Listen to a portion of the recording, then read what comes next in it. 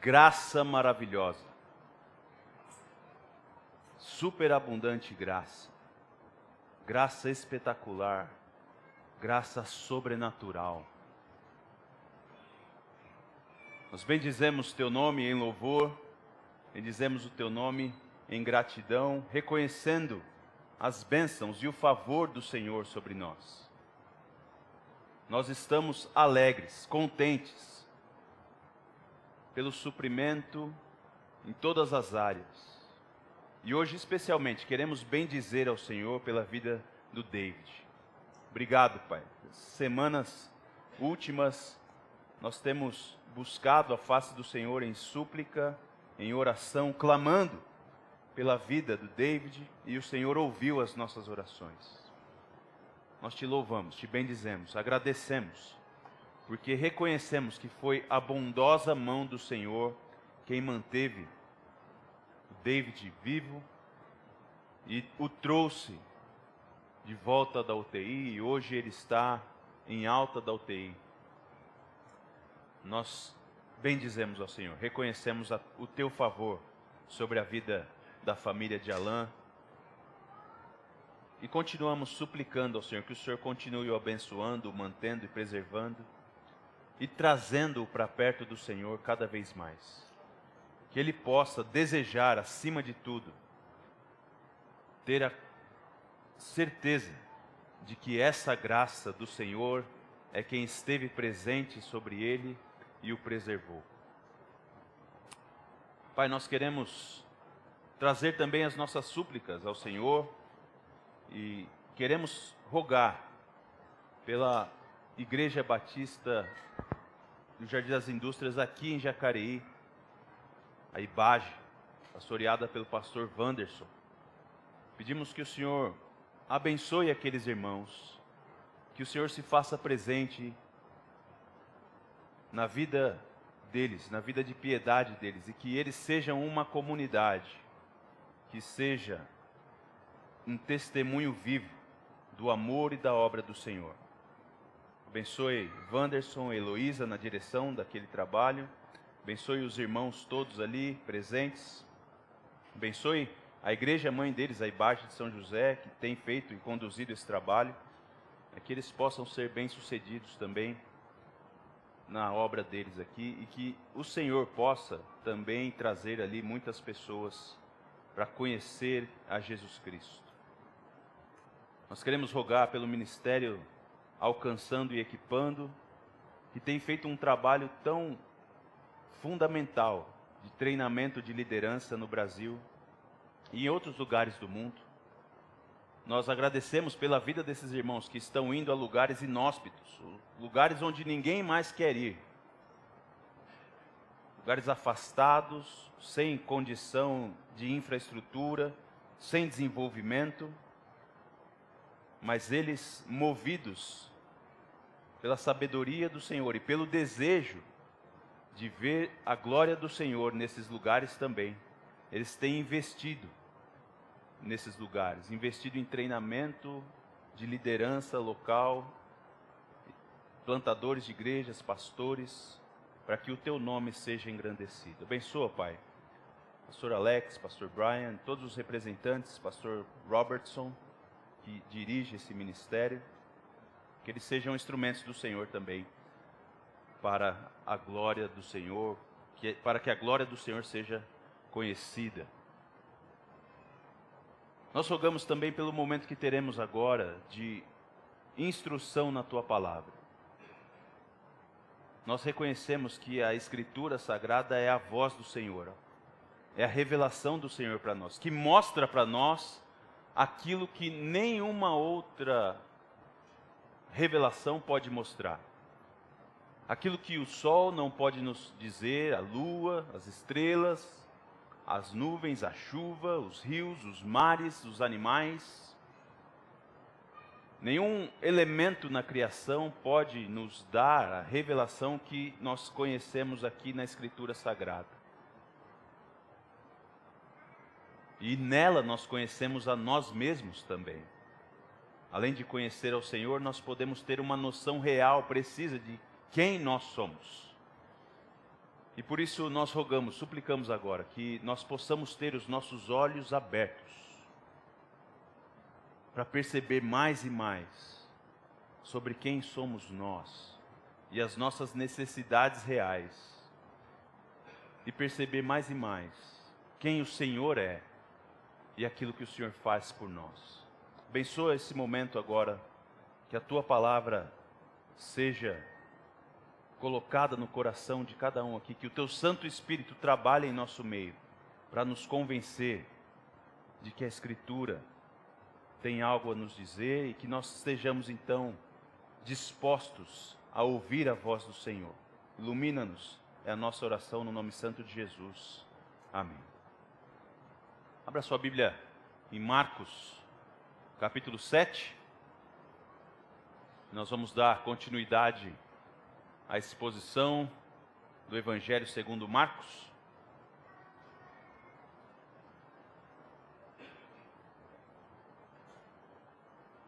Nós chegamos hoje ao capítulo 7 deste Evangelho. E o trecho que nós vamos considerar é o trecho que vai do verso 1 ao verso 23 de Marcos, capítulo 7. Escritura Sagrada, a Palavra de Deus, diz assim: os fariseus e alguns escribas, vindos de Jerusalém, reuniram-se em volta de Jesus. Eles viram que alguns dos discípulos de Jesus comiam pão com as mãos impuras, isto é, sem lavar. Porque os fariseus e todos os judeus, observando a tradição dos anciãos, não comem sem lavar cuidadosamente as mãos. Quando voltam da praça, não comem sem se lavar. E há muitas outras coisas que receberam para observar, como a lavagem de copos, jarros e vasos de metal e camas. Os fariseus e os escribas perguntaram a Jesus: por que os seus discípulos não vivem conforme a tradição dos anciãos, mas comem com as mãos impuras? Jesus respondeu: bem profetizou Isaías a respeito de vocês, hipócritas. Como está escrito: este povo me honra com os lábios, mas o seu coração está longe de mim. E em vão me adora, ensinando doutrinas que são preceitos humanos. Rejeitando o mandamento de Deus, vocês guardam a tradição humana. E disse-lhes ainda: vocês sempre encontram uma maneira de rejeitar o mandamento de Deus para guardarem a própria tradição. Pois Moisés disse: honre o seu pai e a sua mãe. E quem maldisser o seu pai ou a sua mãe, seja punido de morte. Vocês, porém, dizem que se alguém disser ao seu pai ou à sua mãe: a ajuda que você poderia receber de mim é corbã, isto é, oferta ao Senhor, então vocês o dispensam de fazer qualquer coisa em favor do seu pai ou de sua mãe, invalidando a palavra de Deus por meio da tradição que vocês mesmos passam de pai para filho. E fazem muitas outras coisas semelhantes. E convocando outra vez a multidão, Jesus disse: escutem todos e entendam. Não existe nada fora da pessoa que, entrando nela, possa contaminá-la. Mas o que sai da pessoa é o que contamina. Se alguém tem ouvidos para ouvir, ouça. Quando entrou em casa, deixando a multidão, os seus discípulos o interrogaram a respeito da parábola. Jesus lhes disse: então vocês também não entendem? Não compreendem que tudo que está fora da pessoa, entrando nela, não a pode contaminar? Porque não entra no coração dela, mas no estômago e depois é eliminado? E assim, Jesus considerou puros todos os alimentos e dizia: o que sai da pessoa, isso é o que a contamina. Porque de dentro do coração das pessoas é que procedem os maus pensamentos, as imoralidades sexuais, os furtos, os homicídios, os adultérios, a avareza, as maldades, o engano, a libertinagem, a inveja, a blasfêmia, o orgulho, a falta de juízo. Todos esses males vêm de dentro e contaminam a pessoa. Nós chegamos ao capítulo 7 de Marcos e, numa das raras ocasiões, agora no seu evangelho, Marcos vai deixar um pouco de lidar com as ações efetivas do Senhor em reconciliação, em libertação, em cura, para falar do ensino de Jesus. Ele vai voltar agora o seu foco para um ensinamento que o Senhor Jesus vai trazer para a multidão que ouvia e para os seus próprios discípulos. E o ensinamento que Jesus vai dar nessa ocasião se dá em dois ambientes diferentes, lidando com dois aspectos diferentes, mas de uma mesma realidade fundamental. A realidade do estado do ser humano diante de Deus. Quem é o homem diante de Deus? Quem é o homem diante de Deus?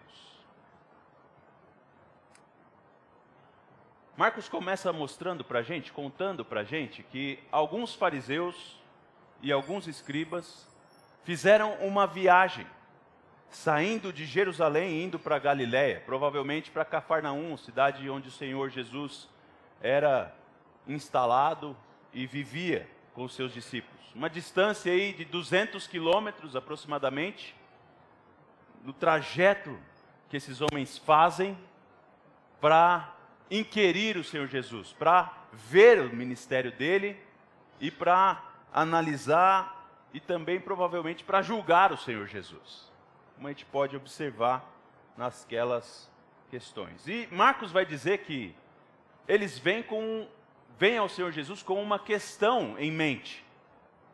Nós não sabemos se essa questão que eles trazem, eles já tinham percebido em outras interações dos discípulos de Cristo, por exemplo, quando Jesus esteve em Jerusalém com seus discípulos, ou se foi já agora, nesse momento, onde eles chegam em Cafarnaum e estão ambientados ali, observando Jesus e os seus discípulos, mas eles percebem uma coisa. Eles percebem que os discípulos de Jesus comem sem lavar as mãos. Eles tomam as suas refeições, eles partem o seu pão e comem daquele pão sem lavar as suas mãos.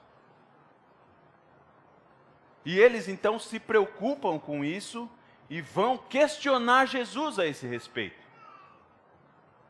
Eles vão questionar Jesus a esse respeito, perguntando a Jesus por que é que os seus discípulos não lavam as mãos. Por que é que eles comem com as mãos impuras? Agora, note algo importante aqui. Esses homens não estão fazendo esse questionamento a Jesus porque eles estão preocupados com a higiene. Eles não conhecem ainda os germes, as bactérias. Eles não sabem como a higiene é importante para a nossa saúde, para a preservação do nosso corpo. Mas a preocupação deles é outra. E Marcos deixa bem claro qual que é a preocupação deles. Note que a pergunta deles não é simplesmente por que eles não lavam as mãos, mas a pergunta, veja o verso 5, é por que os seus discípulos não vivem conforme a tradição dos anciãos e, portanto, não lavam as mãos. E o próprio Marcos vai descrever que eles seguem isso. Os fariseus, versos 3 e 4, e todos os judeus, observando essa tradição, eles não comem sem lavar as mãos. Quando eles voltam da praça, eles não comem sem se lavar.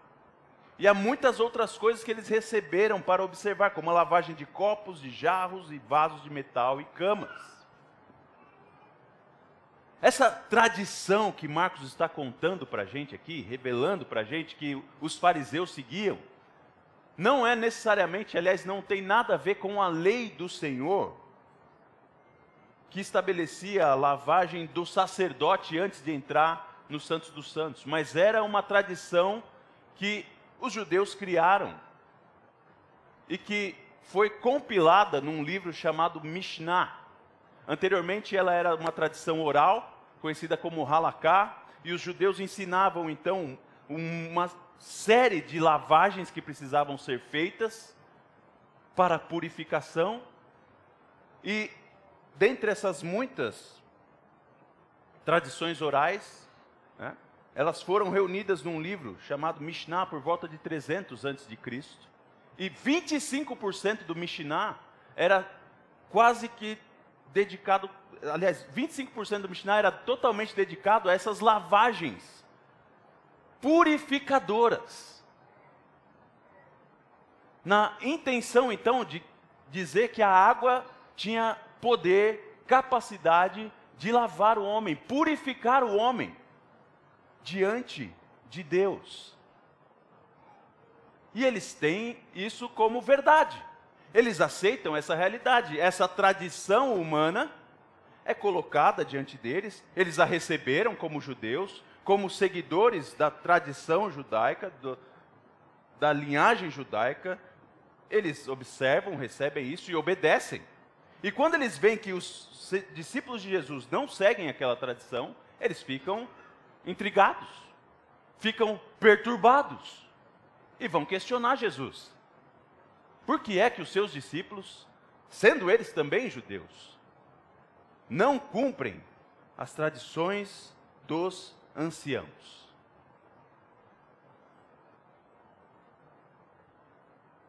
A resposta do Senhor Jesus a uma pergunta que aparentemente é simples, é muito severa. E deve trazer para a gente um alarme, um alerta. Você deve ficar com os olhos bem abertos para entender. Porque preste atenção como o Senhor fala desses homens. No verso 6.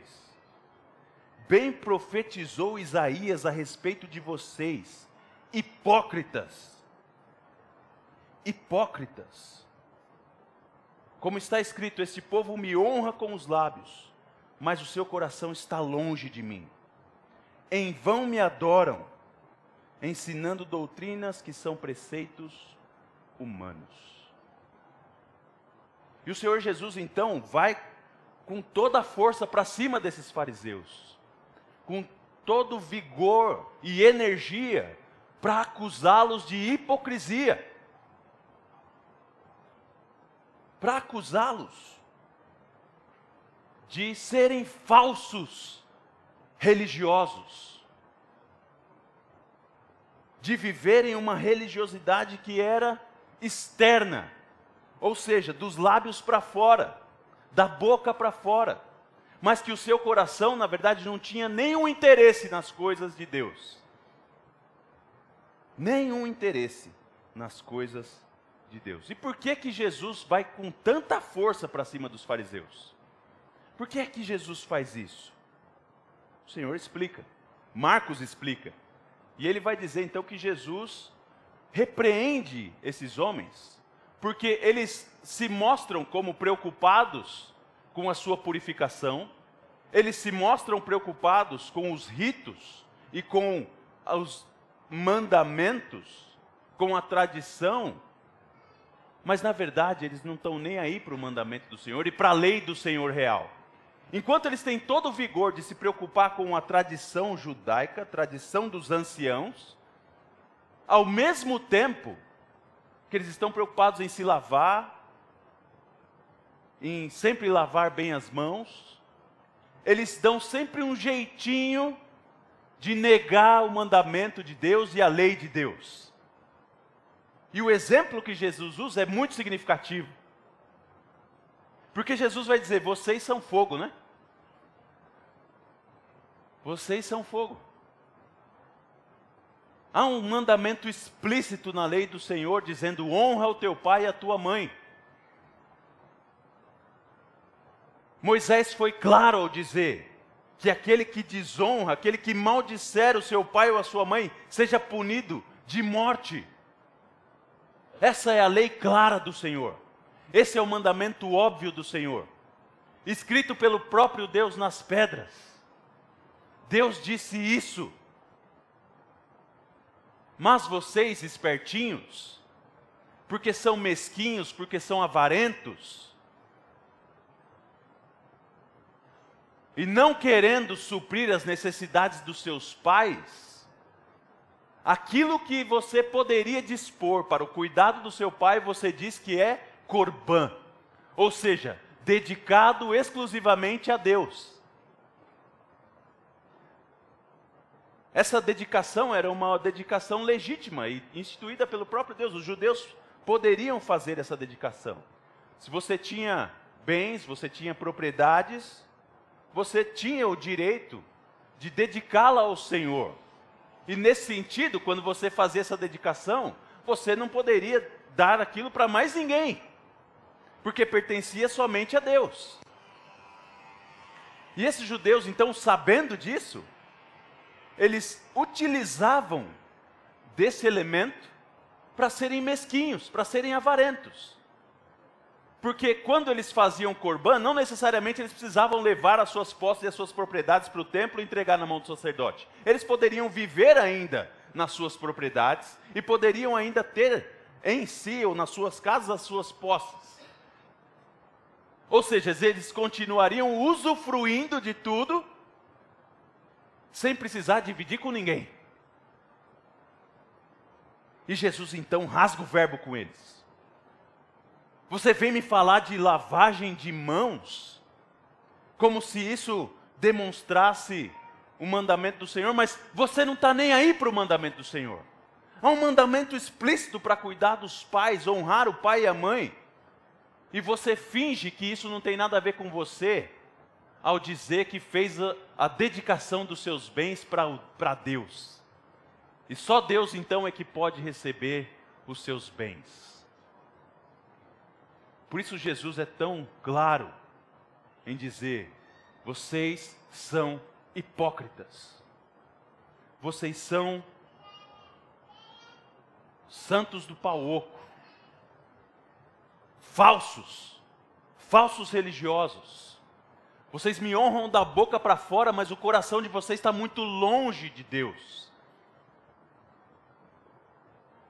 Meus irmãos, primeira evidência que nós vemos aqui, a primeira questão que Jesus deixa muito claro nessa passagem para a gente, é que não é possível que nós estabeleçamos uma relação com o Senhor baseado nas nossas próprias vontades ou nos nossos próprios critérios, nos nossos próprios jeitos ou na nossa própria intenção. No relacionamento com Deus, quem estabelece o jeito de se relacionar com Ele é o próprio Deus e não nós. E Jesus deixa isso muito claro para esses fariseus. Olha, vocês estão preocupados com lavar as mãos, mas quando que Deus mandou vocês lavarem as mãos para serem aceitos por Ele?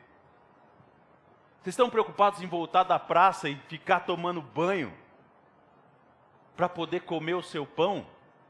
Mas quando que Deus falou que você precisa tomar banho antes de comer para ter um relacionamento com Ele? O que Deus disse a respeito daqueles que têm um relacionamento com Ele é: honre o seu pai e a sua mãe. O critério do relacionamento com Deus é o próprio Deus e estabelecido pelo próprio Deus. Não são os nossos critérios, não são as nossas vontades, mas é a vontade do próprio Deus.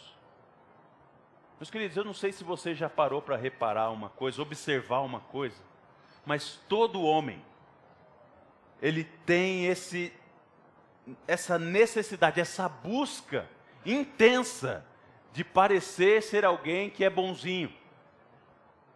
Mesmo os homens mais malignos que existem, em alguma medida, eles se apresentam como alguém que tem o seu valor, a sua ética, e que ele é aceitável. Já parou para reparar como até os ateus, aqueles que rejeitam qualquer possibilidade de verdade absoluta, de verdade transcendente, Eles procuram afirmar que eles são bons, que eles não assassinam, eles não roubam, eles não transgridem as leis de trânsito, eles fazem os seus exercícios da civilidade e da cidadania. Você já reparou agora que o movimento dos últimos anos, daquilo que Deus chama de abominação, perversão, aquilo que Deus chama de promiscuidade, tem tentado de todas as formas dar uma cara bonitinha, chamando até de casamento, porque eles não querem parecer malvados, malvadões, perversos, abomináveis.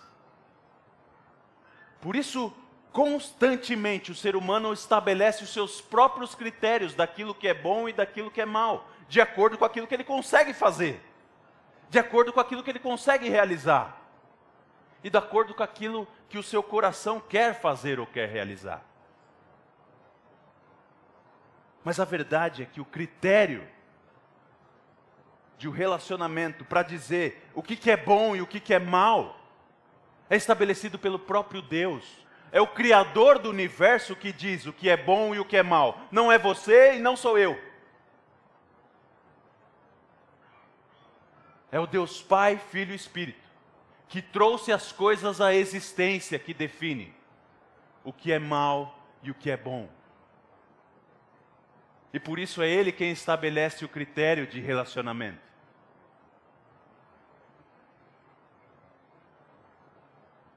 Nós não podemos ser aceitos por Deus por causa dos nossos baixos critérios de religiosidade exterior e aparente.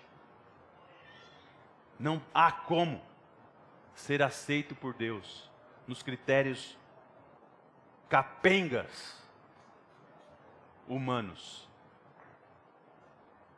O critério do Senhor é Ele mesmo. E o critério dele é a sua santidade. Porque Ele é um Deus santo, santo, santo. Não adianta você achar que se comparando com outras pessoas, se comparando, você tem um critério aí para se achegar a Deus. Essa é a verdade daquele fariseu, o qual Jesus conta no capítulo 18 de Lucas, né? Dizendo que ele chega no templo e vai orar e diz: Senhor, graças eu te dou porque eu não sou como esse publicano. Graças eu te dou porque eu dou o meu dízimo. Graças eu te dou porque eu jejuo.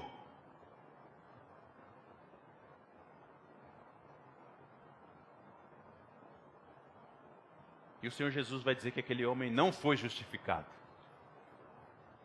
Porque o critério não é ele mesmo, e o critério também não era o publicano que estava do lado dele. O critério é o próprio Deus. É a lei de Deus. A revelação do próprio Deus. Por isso Jesus pega tão pesado com esses homens.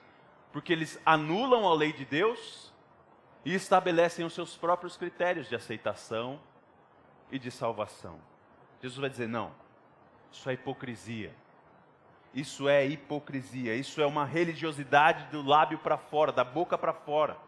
Deus não aceita isso. Se você quer se relacionar com Deus, sujeite-se àquilo que Ele falou. Se você quer ter um relacionamento com o Senhor, ouça a voz dEle, leia a palavra dEle. Conheça o que Ele chama de bom e o que Ele chama de mal. Não crie os seus próprios critérios. Receba os critérios do alto, se você quer se relacionar com Deus. Mas Jesus continua. E Ele não simplesmente expõe esse aspecto da inutilidade, da ineficiência dos critérios e da religião humana para o relacionamento com Deus, mas Ele se aprofunda ainda mais e expõe agora uma realidade muito pesada.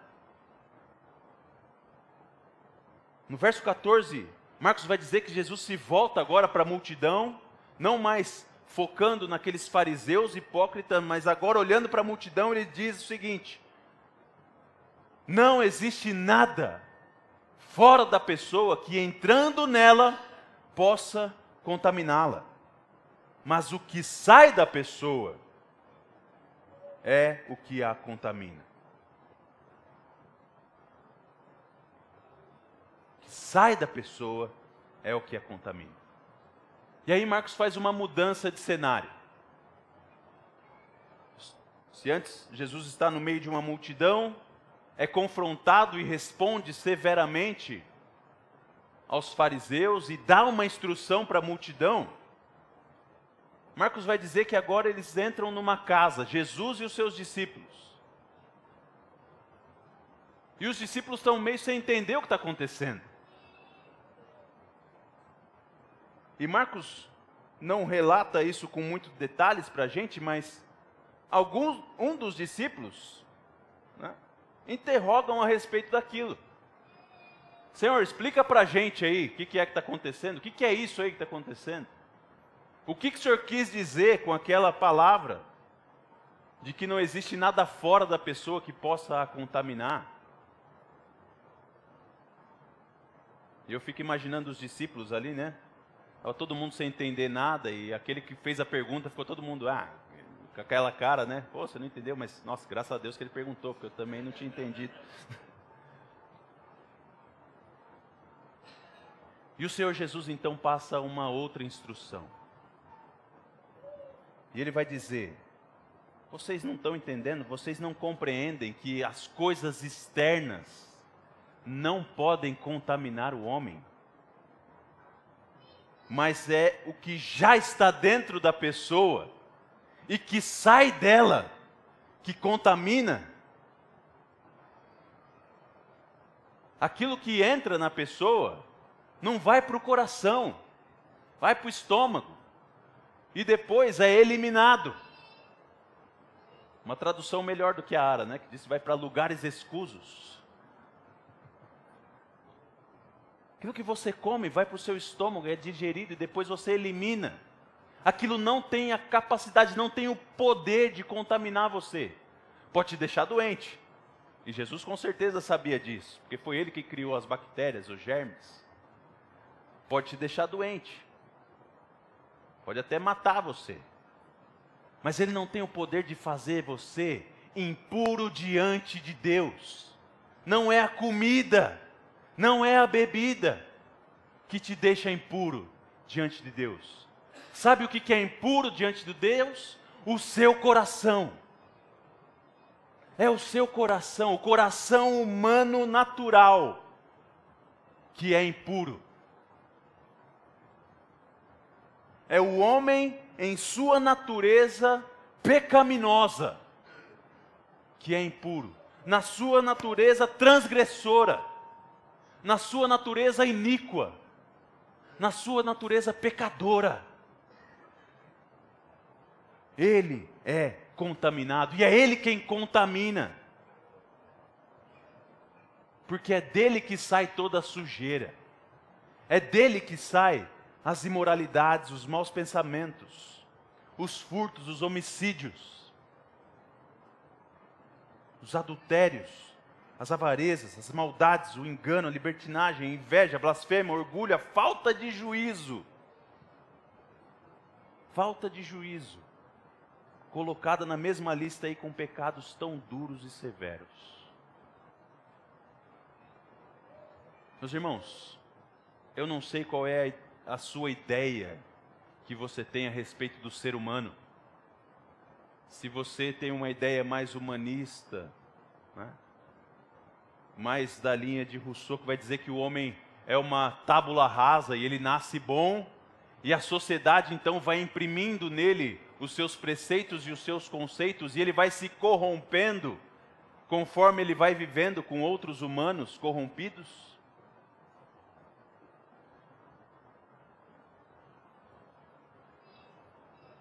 Mas eu quero te dizer, se essa é a sua visão do homem, ela está em conflito direto com a revelação que a Bíblia faz a respeito da condição humana. Porque a Bíblia vai dizer que o ser humano está em inimizade contra Deus. E nesse sentido, o que há dentro do homem é pecado. Quando o homem é colocado numa situação de tentação, o seu desejo é pecaminoso, o seu desejo é o pecado, e é a ação também pecaminosa. É isso que Jesus está dizendo. Jesus está dizendo que um homicídio não acontece porque há uma reação justa e uma boa causa para isso. Não. Mas a situação revela o homicida. A imoralidade sexual. Quantas vezes nós temos visto mulheres que são indecentes ou que têm falta de modéstia. E isso é um problema sério. Mas a perversão e a imoralidade já está lá dentro do coração. Se a mulher não tem modéstia, isso é um problema, mas não é a falta de modéstia da mulher que gera a imoralidade sexual no coração do homem. Ele já é assim. Aquela maldade já está dentro dele. E a perversão, o adultério nasce no seu próprio coração, não fora dele. E a mesma coisa qualquer outro desses pecados aqui. Os maus pensamentos só são revelados pelas circunstâncias.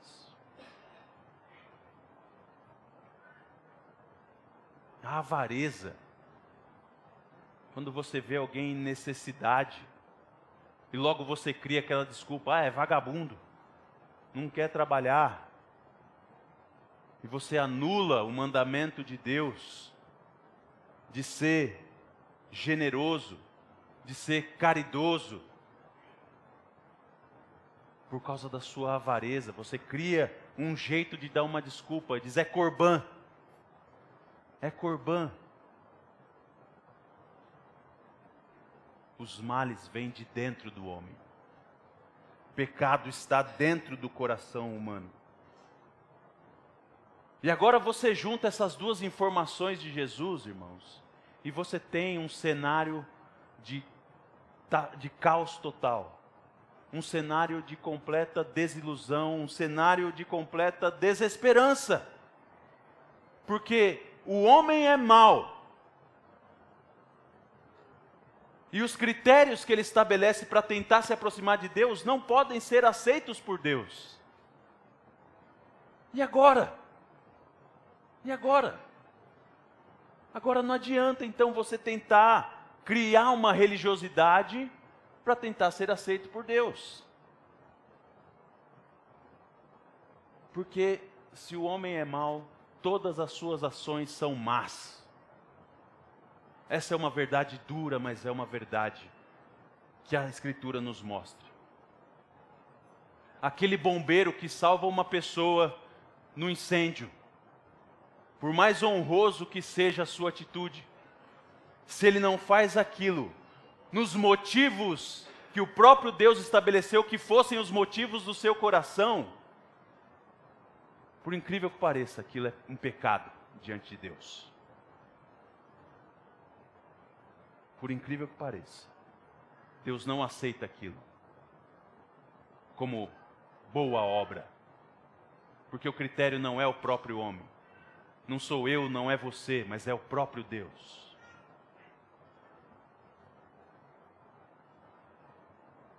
O cenário que Jesus revela aqui é um cenário bem ruim a respeito do homem, bem pesado a respeito do homem.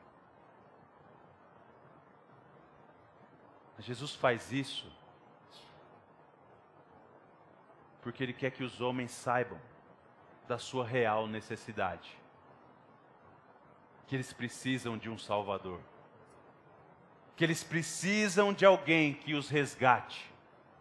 Eles precisam de alguém que cumpra aquele padrão excelente que Deus mesmo estabeleceu e que faça então essa ligação diante de Deus para eles.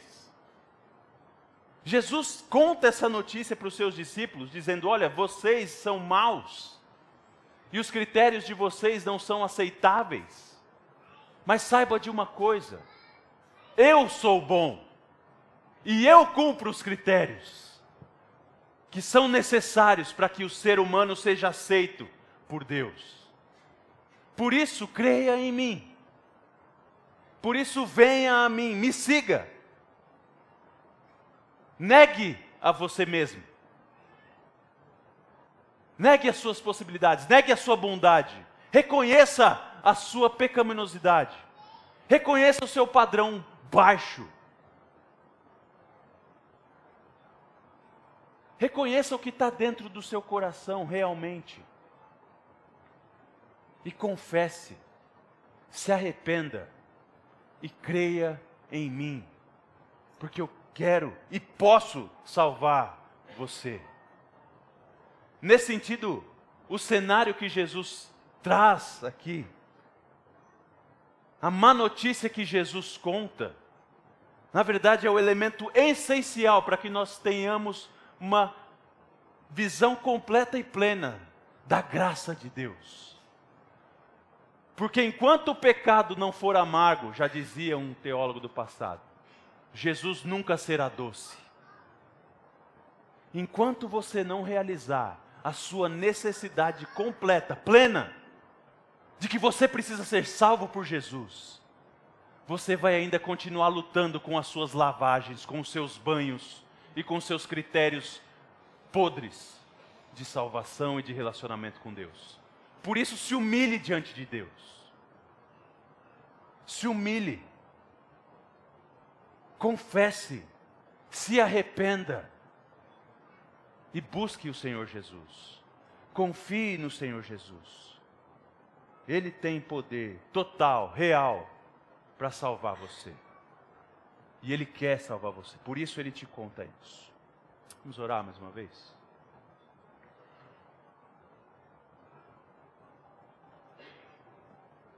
Senhor,